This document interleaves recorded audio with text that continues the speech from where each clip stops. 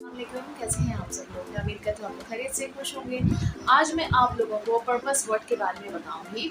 Purpose word में to and for का use होता है और टू जो है TO2, ठीक है जी।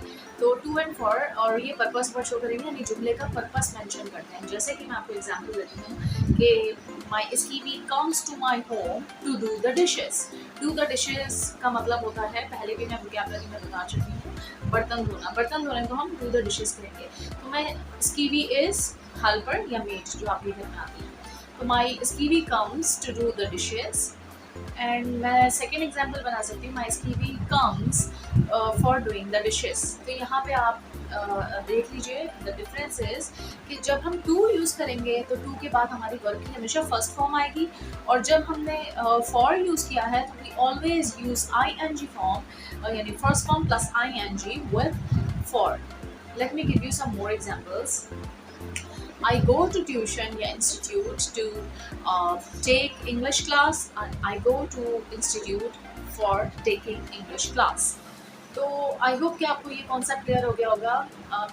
पर्पस वर्ड जो है, जब टू लगेगा मीनिंग दोनों की सेम होगी कि मैं इंग्लिश क्लास लेने इंस्टीट्यूट जाता हूँ या जाती हूँ, या मैं इंस्टीट्यूट जाती हूँ इंग्लिश क्लास लेने के लिए। आप कुछ भी कहें, लेकिन इसके अंदर अगर आप टू यूज़ कर रहे हैं तो वर्ब फर्स्ट फॉर्म यूज़ होगी, और अगर आप फॉर यूज़ कर रहे हैं तो ING फॉर्म यूज़ होगी। तो ये हमारा पर्पस वर्ड कहलाता है टू एंड फॉर का। आपको अब इसका यूज़ आ गया होगा। वैसे प्रेपोजिशन भी है और इन्फिनेटिव भी है। अब इंग्लिश में ऐसी ही चीज़ें बहुत सारी आती हैं कि एक ही चीज़ डिफरेंट जगहों पे डिफरेंट मीनिंग के लिए यूज़ होती है। तो यहाँ पे टू और फॉर का जो मैंने यूज़ बताया है वो पर्पस वर्ड के लिए बताया है।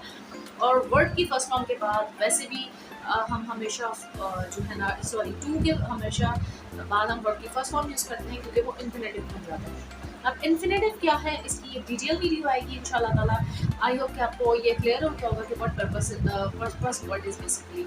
सो आज हमने क्या सीखा? आज हमने सीखा कि टू और फॉर को कैसे यूज़ करेंगे एक सेंटेंस में, उसका क्या पर्पस है और वो किस पर्पस के लिए यूज़ होता है और कैसे यूज़ होता है। ING फॉर्म का मैंने आपको बता दिया और फर्स्ट फॉर्म आपने आपको बता दिया। तो keep in mind and make some sentences and comment in the comment section so that I will be able to know that I am just getting the good response.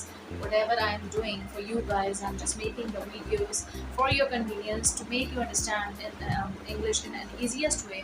So this is my task and motive. So I will be more encouraged if I get the response and good response. So thank you so much for watching. I'll see you soon inshallah ta'ala. Remember me, your prayers. Allah Hafiz fi amanillah.